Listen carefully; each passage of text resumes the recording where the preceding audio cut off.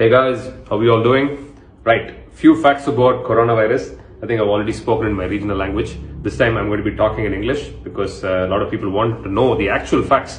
See, there are a lot of rumors about coronavirus. First and foremost, this is not the first time there is an outbreak of a virus or a pandemic. First, please don't panic, alright? So in 2002, we had an outbreak of SARS, which had a mortality rate of 10%. 2014, we had something called MERS, Middle Eastern Respiratory Syndrome virus, that had a mortality rate of 37%. Luckily, the current coronavirus, novel coronavirus, which has been reported, has got only mortality rate of 4%. So please don't panic. And secondly, how does it spread from person to person? See, it spreads through droplet infection. Basically, if you have a cold, it is just like any other common cold. If you suffer from common cold, what happens? If you sneeze or touch the secretions, and that's how you pass it on to the other person. So please, if you are suffering from cold, we don't have to panic about coronavirus right now because it is not spread to India as per the Ministry of Health. But if you are suffering from cold, please stay away from people who have cold. And the ideal distance you have to maintain from a person who has cold is 3 feet. Not many people are aware of this, and please have this in your mind, 3 feet. And then most importantly, right, hand hygiene. That's what we have to encourage in children, adults as well. But you have to, if you are suffering from cold or any kind of cough or fever, any of these kind of symptoms, please learn to wash your hand for 20 seconds. That is very important.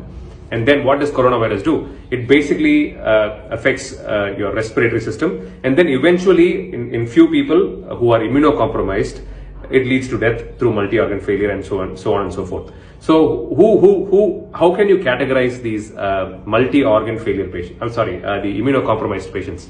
Number one, people who are more than 70 years old. Number two, infants, people, babies or children less than 2 to 3 years of age.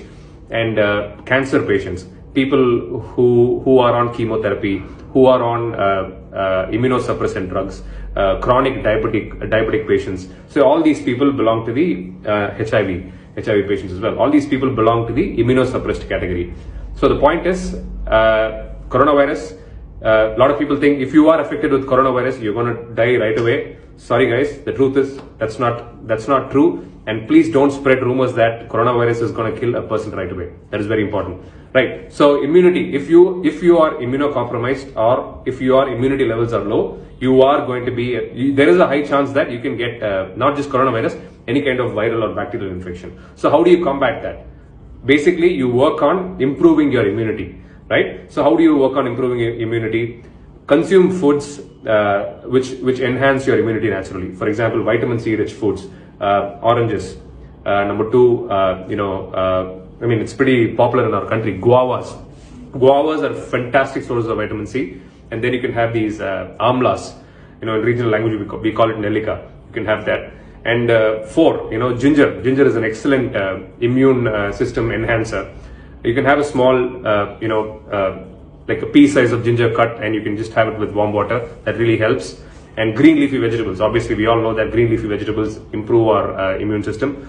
And all these things, if you consume, obviously, you can keep your immune system at optimal levels, which will prevent or which will make your body fight the infections if you're going to encounter one. And there are few foods which you have to avoid also. Number one, refined sugars and white sugar, obviously, right? So that kind of scars your immune system, and you become relatively immunocompromised when you eat these kind of processed food, white sugar, and most importantly, alcohol. So guys, so I hope this is a small video which has shared whatever, I've just shared whatever I know, and I've had a discussion with my team, my infectious diseases team, to convey the right facts to you guys. So first, don't panic.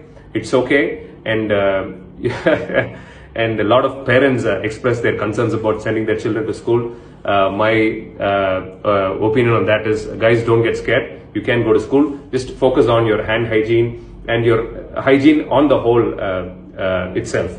So right now there is no reported cases of coronavirus in India. But if it happens also, than treating the coronavirus, treating the symptoms are more important, because that is the only option available. There is no direct drug which can combat or kill the coronavirus. It is only supportive measures. For example, if the patient's got running nose, the common symptoms of coronavirus, just like any other cold, right? Running nose, cold, cough, sore throat. See, all these things are possible. So you treat the subfever and the body pains, myalgia is what we call. So all these things can be treated with the supportive measures, and medicines are available for that and not for the coronavirus. And a lot of people are asking about the vaccines.